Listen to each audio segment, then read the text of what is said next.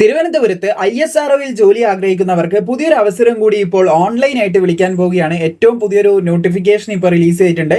Short notice ആണെന്ന് പ്രത്യേകം ശ്രദ്ധിച്ചിരിക്കുക.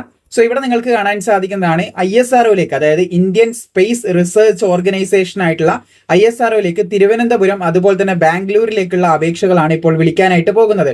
സോ ആദ്യം തന്നെ വലിയമല തിരുവനന്തപുരത്തേക്ക് 3 ഒഴിവുകൾ വന്ന മെക്കാനിക്കൽ പോസ്റ്റ് നമുക്ക് കാണാൻ സാധിക്കുന്നതാണ്. ബാംഗ്ലൂരിലേക്ക് 3 ഒഴിവ് വന്നിട്ടുണ്ട്.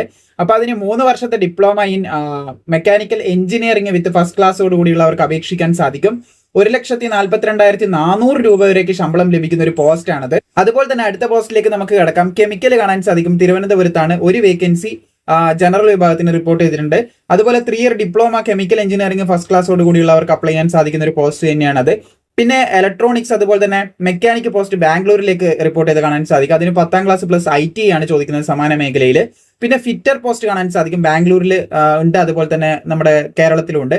5 വേക്കൻസി കേരളത്തിലും 4 വേക്കൻസി ബാംഗ്ലൂരിലും ആയിട്ടാണ് റിപ്പോർട്ട് ചെയ്തിട്ടുള്ളത്. SSLC പ്ലസ് ITI സർട്ടിഫിക്കറ്റ് ഫിറ്ററിലുള്ളവർക്ക് അപ്ലൈ ചെയ്യാനായിട്ട് സാധിക്കുന്നതാണ്. അടുത്തത് മെക്കാനിക്കൽ പോസ്റ്റ് ആണ്. തിരുവനന്തപുരം ഒരു വേക്കൻസി ആണുള്ളത്. അതിനും SSLC പ്ലസ് ITI ആണ് ട്രാക്സ്മാനിൽ ചോദിച്ചിട്ടുള്ളത്. അടുത്ത പോസ്റ്റ് നമുക്ക് ഇവിടെ കാണാൻ സാധിക്കും. ഫയർമാൻ ആണ്. ഫയർമാൻ. അപ്പോൾ ഫയർമാൻ അപേക്ഷിക്കാനായിട്ട് നമ്മുടെ തിരുവനന്തപുരത്ത് ഒരു വേക്കൻസിയാണ് റിപ്പോർട്ട് ചെയ്തിട്ടുള്ളത്. OBCക്ക് ഒരു വേക്കൻസിയാണ് റിപ്പോർട്ട് ചെയ്തിട്ടുള്ളത്. അതിന് 10ാം ക്ലാസ് പാസ്സായാൽ മതി. പിന്നെ ഫിസിക്കൽ ക്വാളിഫിക്കേഷൻസ് ഉണ്ടാവും. അത് നമ്മുടെ നോട്ടിഫിക്കേഷനോടെ റിലീസ് ചെയ്യും. അപ്പോൾ നമ്മൾ ഡീറ്റെയിൽ ആയിട്ട് അപ്ഡേറ്റ് ചെയ്യുന്നതായിരിക്കും. സോ എല്ലാ പോസ്റ്റിനും അപേക്ഷിക്കാനുള്ള പ്രായപരിധി 35 വയസ്സ് വരെയാണ്. നമ്മുടെ ഫയർമാൻ പോസ്റ്റിനേക്ക്, അതായത് 813 മുതൽ 817 വരെ, അതായത് ഇവിടം വരെ എന്താണ് 35 വയസ്സ് വരെയാണ് പ്രായപരിധി. അതിനുശേഷമുള്ള 25 വയസ്സാണ് ഇത് 802 എന്ന് പറയുന്ന ഈ ഒരു പോസ്റ്റിന് വരുന്നത്. ഫയർമാൻ ആണ് അവിടെ വരുന്നത്. അപ്പോൾ ഫയർമാന് 25 വയസ്സ് വരെയാണ് പ്രായപരിധി. പിന്നെ SC ST OBCക്ക് എല്ലാം പ്രായത്തിലിളവും കാര്യങ്ങളൊക്കെ ലഭിക്കും.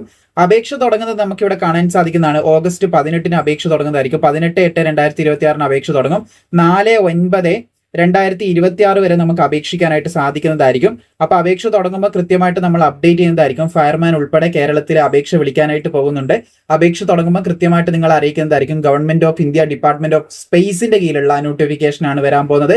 ഇത് ഷോർട്ട് നോട്ടീസ് മാത്രമാണ്. അപേക്ഷ ഉടനായിട്ട് തുടങ്ങുന്നതായിരിക്കും. തുടങ്ങിയാൽ നിങ്ങൾ അപ്ഡേറ്റ് ചെയ്യുന്നതായിരിക്കും. അത് പ്രോപ്പറായി ലഭിക്കാനായിട്ട് സബ്സ്ക്രൈബ് ചെയ്താൽ മാത്രം മതി. അപ്ഡേറ്റുകൾ കൃത്യമായിട്ട് നിങ്ങളിലേക്ക് എത്തിക്കുന്നതായിരിക്കും.